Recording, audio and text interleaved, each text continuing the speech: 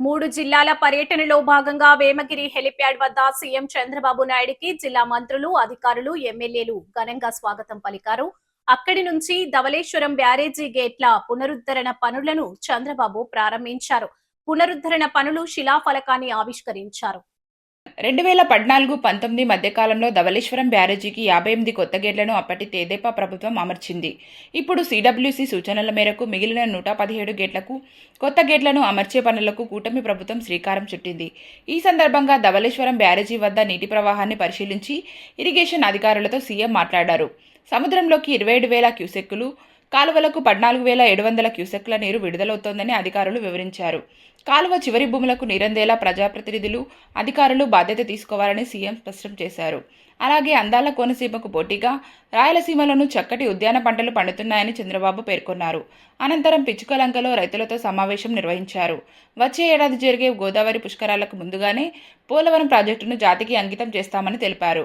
ఆయన వెంట రాష్ట్ర మంత్రులు Nimmala Ramanaidu, P Narayana, Kandula Durgesh, Vasamsetti Subhash, collector doctor Mahesh Kumar, MP Ganti Harish Mathur, MLC Somu Veerraju, ఎమ్మెల్యేలు గోరంట్ల బుచ్చయ్య చౌదరి, బండారు సత్యానందరావు, బత్తుల బలరామకృష్ణ, ముప్పిడి వెంకటేశ్వరరావు, మద్దిపాటి వెంకటరాజు, రూడా చైర్మన్ బొడ్డు వెంకటరమణ చౌదరి తదితరులు పాల్గొన్నారు.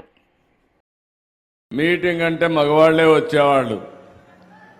ఇప్పుడు ఒక పక్క ఆడబిడ్డ పైన కూర్చునింది, ప్రకృతి సేద్యం చేస్తూ నేను కూడా మగవాళ్లతో సమానంగా వ్యవసాయం చేయగలుగుతానని, ప్రజల ఆరోగ్యాన్ని కాపాడుతానని చెప్పే పరిస్థితికి వచ్చారు. ఇలాంటి మంచి కార్యక్రమంలో సహచర మంత్రివర్గ సభ్యులు నిమ్మల రామానాయుడు గారు, ఇప్పుడే దుర్గేశం గారు వెళ్ళారు. దుర్గేశం గారు, అదే మరిగా వాసంశెట్టి సుభాష్ గారు, గౌరవ పార్లమెంట్ సభ్యులు గంటి హరీష్ మాథూర్ గారు,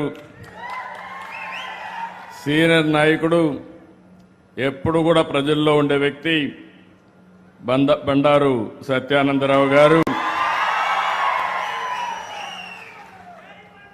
అదే మరి ఇంకో పక్కన ఈ జిల్లాలో ఎప్పటి నుంచి కూడా పార్టీ పెట్టినప్పటి నుంచి పార్టీకి సేవ చేస్తూ ఎనలేని సేవలు అందించిన గోరంట్ల బుచ్చయ్య చౌదరి గారు, కలెక్టర్ గారు, నా పక్కన కూర్చున్న ఇద్దరు బెనిఫిషరీస్ చూస్తే శాంతకుమారి గారు, మన్నే రాంబాబు గారు, వారిద్దరిని ఒక 5 నిమిషాలు మాట్లాడితే నేను ప్రారంభించిన ప్రకృతి సేద్యంలో నాకు ఉపన్యాసాలు, నాకు పాఠాలు చెప్పే పరిస్థితికి వచ్చారంటే నేను గర్వపడుతున్నా. గట్టిగా వారిని అభినందిస్తున్నా. మీరు కూడా ఆశీర్వదించమని మిమ్మల్ని అందరినీ కోరుతున్నా.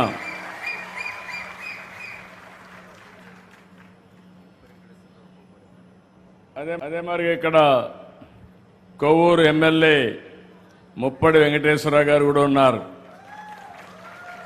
తొందరలోనే రాజమహేంద్రవరం పోలవరాన్ని కలుపుతూ అఖండ గోదావరి